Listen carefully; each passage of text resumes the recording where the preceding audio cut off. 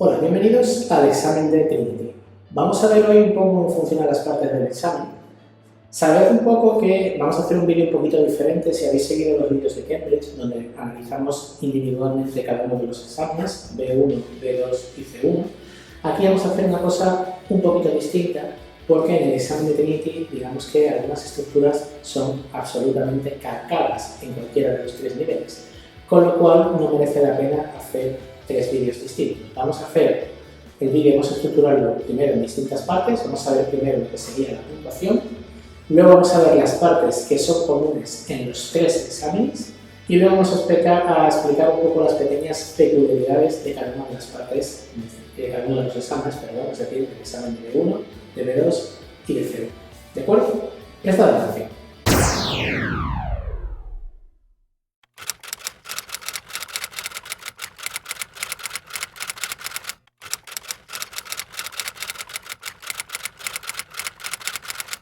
Bueno, en lo que se refiere a la puntuación, repito, la puntuación en los tres exámenes se puntúa absolutamente de la misma manera, atendiendo un poco, claro está, a las características inherentes a cada uno de los exámenes. Obviamente, el B1, el B2 y el C1 tienen unos ítems de control distintos, obviamente subiendo el nivel, ¿vale?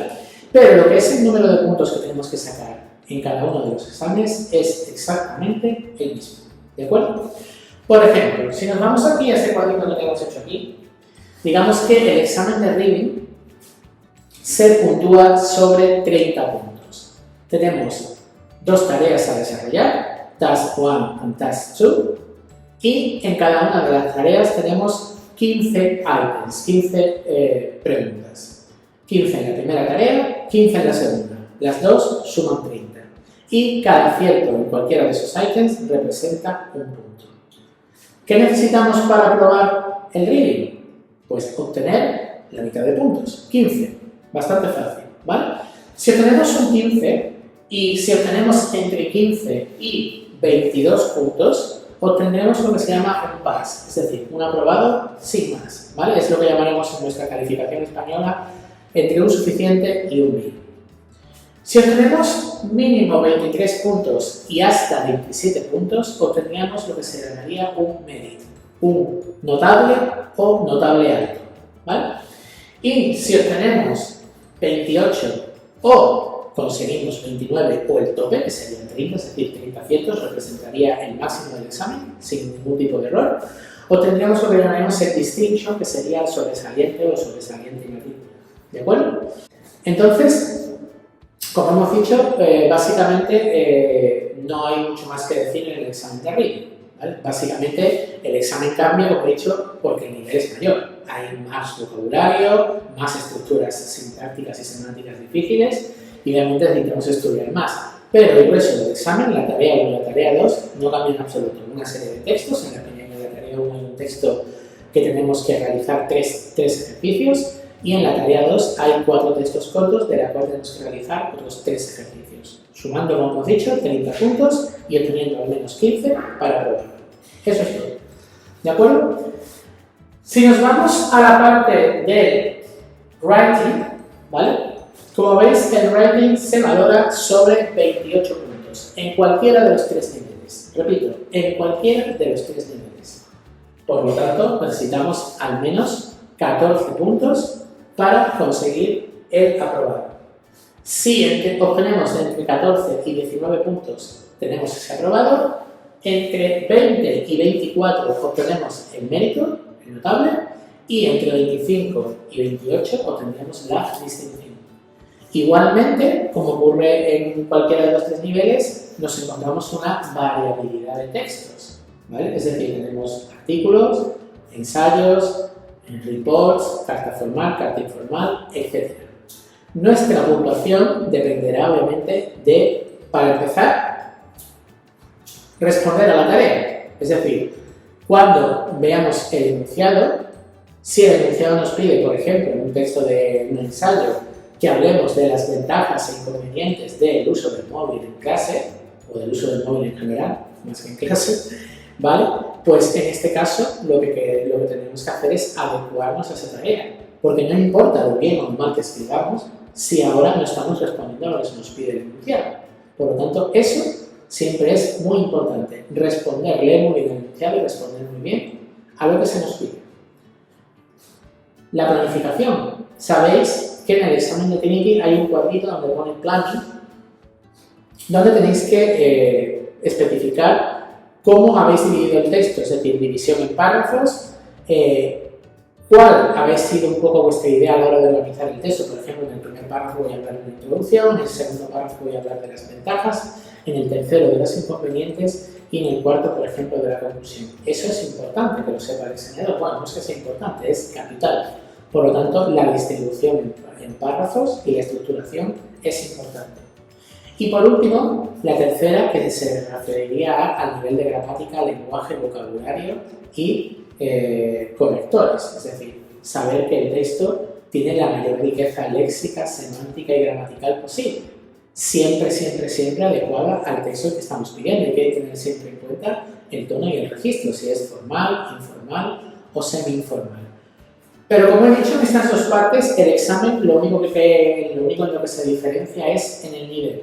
La duración de la prueba es exactamente la misma, sabéis que hacéis el módulo de Reading y el módulo de Writing juntos a la vez, y para el examen de B1, de B2 y de C1, es decir, IEC1, IEC2, IEC3, disponéis de 2 horas de tiempo, 2 horas para los 3 niveles.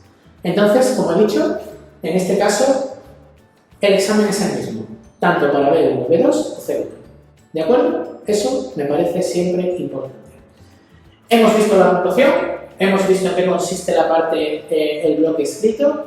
Vámonos al bloque oral, porque en el bloque oral sí que hay diferencias con respecto al examen de B1, de B2 y de C1. Nos vamos al B1 o IEC1. En el IEC1 o B1 de Trinity, en el speaking tenemos en este caso 2 pruebas, básicamente. La creación de un topic que será de opción libre para el alumnado. Ese topic se dividirá en 4 bloques. Un bloque que hará referencia a estructuras gramaticales relacionadas con el presente, simple, continuo, uso también de comparativos, puede usarse. Un segundo bloque que hará referencia a estructuras del pasado, en donde podemos usar pasado simple, pasado continuo, present perfect o incluso pasado perfecto. Incluso estructuras como el used to son correctas.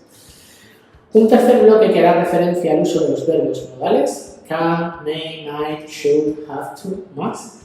Y por último, un último bloque que tendrá que ver con el condicional y el futuro, en el que podemos utilizar will, be going to o estructuras condicionales, en particular el condicional 1 y tal vez el 2. Ese topic que realizamos en B1 no puede coincidir con los temas de vocabulario, y sobre estos temas de vocabularios empezará la parte 2 del speaking. ¿Cuáles son estos temas? Tenemos en este caso traveling, health and fitness, fashion. Esos 3 temas son los principales, es decir, viajes, enfermedades y forma física y moda. ¿Ok? Moda, enfermedades y forma física y viajar. Además de esto hay otros 3 topics más, que sería aprender un lenguaje extranjero, learning a foreign language, normas y regulaciones, rules and regulations, y money, dinero. Entonces, nuestro topic no puede caer sobre las preguntas de los bloques. ¿Okay? ¿Cómo se hace para probar esta parte? Con respecto al topic, el topic lo crea el estudiante, tiene que utilizar estas estructuras gramaticales y debe ser previamente evaluada por el profesor para comprobar si el topic se ha realizado correctamente. ¿Vale? El examinador solo va a ver las preguntas creadas por el alumno. El alumno obviamente puede crear sus respuestas y puede practicarlas en clase, en casa, con amigos, etc. Con lo que se refiere al bloque de las preguntas, el examinador realizará preguntas preguntas selectivas de modo random de cualquiera de los 6 bloques, puede centrarse en un bloque o puede ir alternando durante en torno a 4 minutos.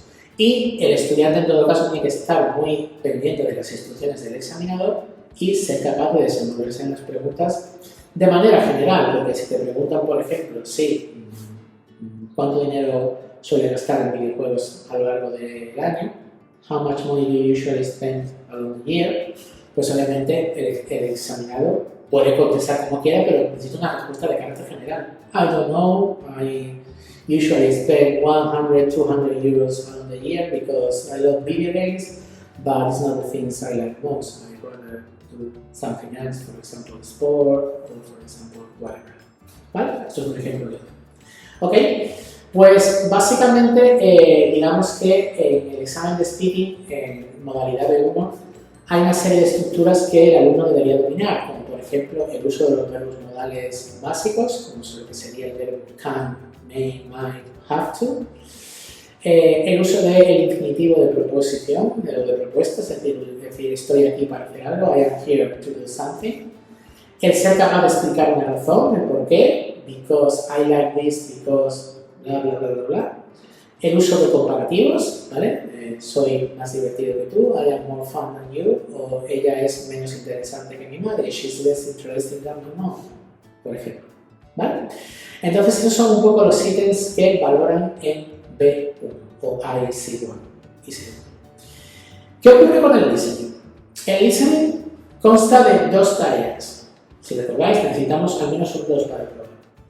La primera tarea es un listening en el que escuchamos un extracto, un podcast cortito, en torno a 1 minuto o 1 minuto y medio, y donde tenemos que contestar, después de haberlo escuchado 2 veces, a una serie de preguntas del examinador, en concreto 6 preguntas.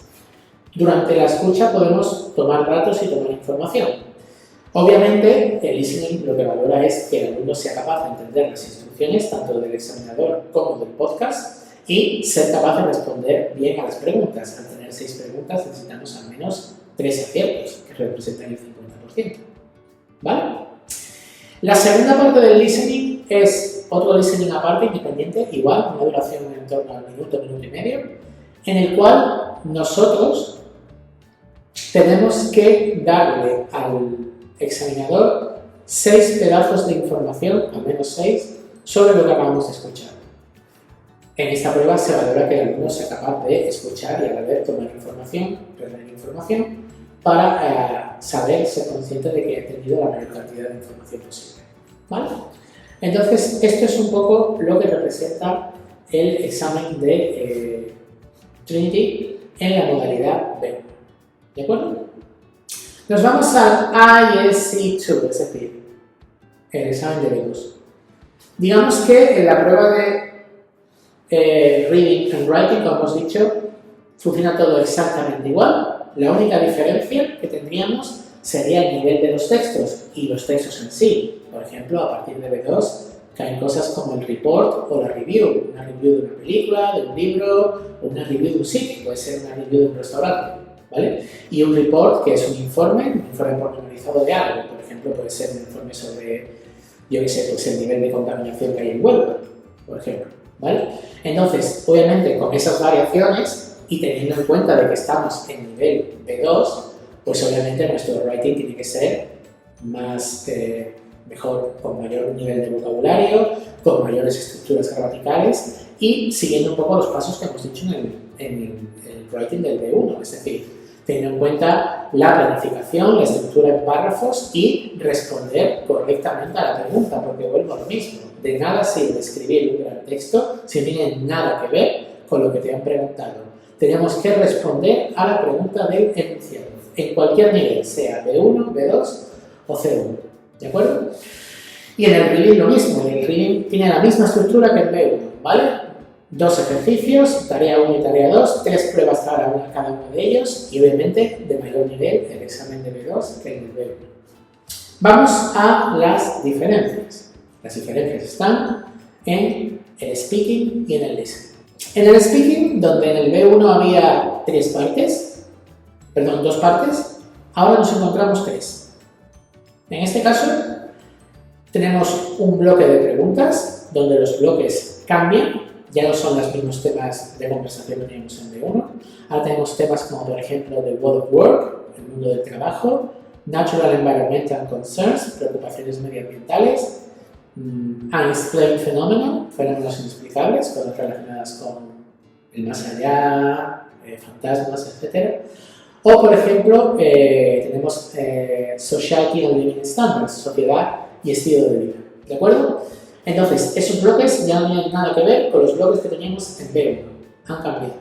En la parte de speaking ya no tenemos un topic a elaborar en casa tranquilamente, sino que tenemos que construir un tema para elaborar un discurso, ¿vale? Este discurso se basa en una serie de ítems en las que el alumno tiene que hacer una exposición y tiene que responder a unas preguntas del examinador, ¿ok? En este caso se valorarán ítems como, por ejemplo, la interacción, el léxico, la fluidez y el diálogo y básicamente la conversación. Y además de esto, en speaking entra una tercera parte que es lo que se llama el prompt. El prompt, que es la parte más temida y donde de verdad se valora la conversación y la interactividad.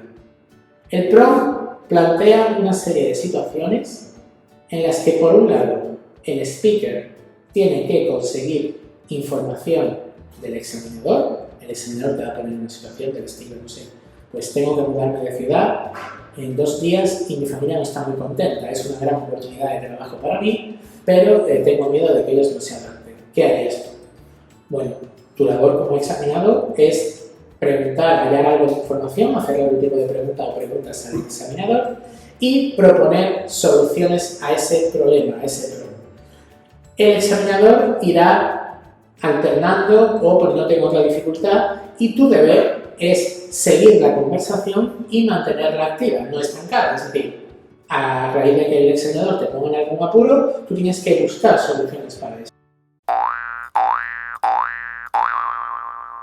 La pronunciación, la gramática, el léxico y la capacidad creativa de superar un obstáculo, ¿vale? Con respecto al listening, la prueba cambia.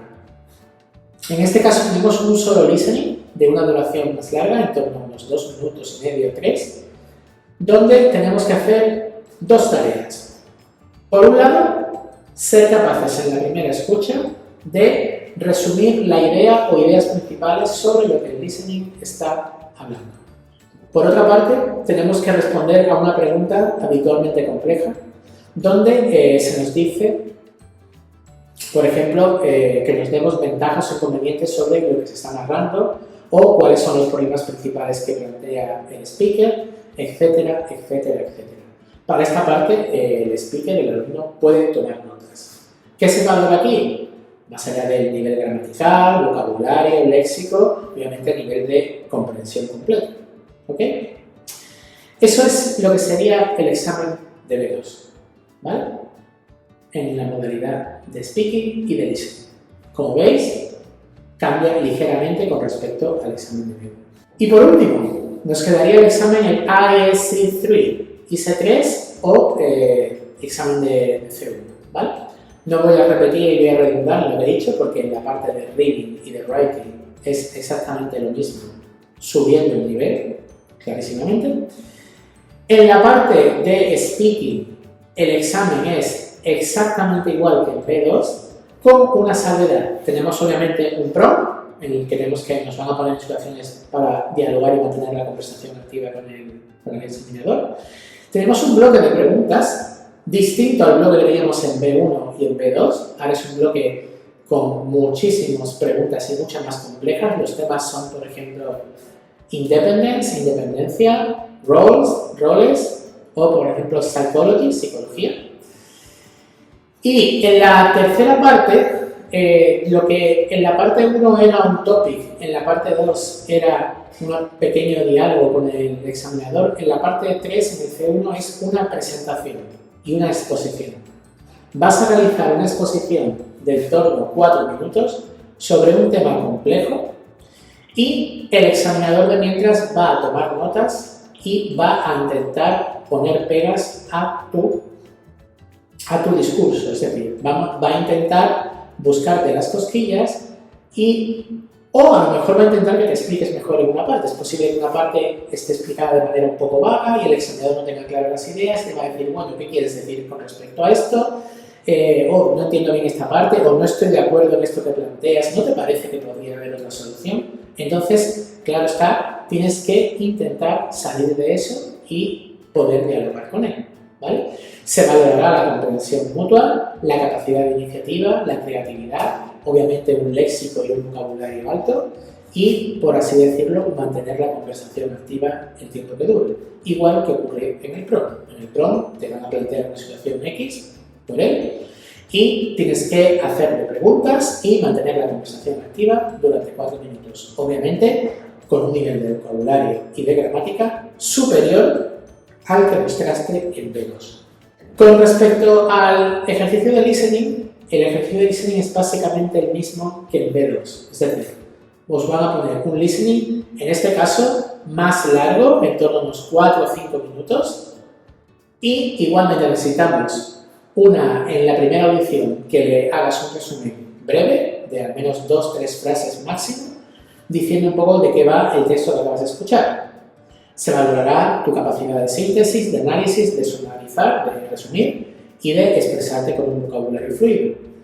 En la segunda parte, el examinador te dirá que hables de ventajas o inconvenientes del texto que acabas de escuchar o que hables un poco de una problemática X o de algún aspecto a considerar por él. Esto, digamos, es subjetivo del examinador, ¿vale? Digamos que en el listening el examen de B2 y de C1 es básicamente el mismo, con un mayor nivel de complejidad, dificultad y gramática y vocabulario, ¿ok?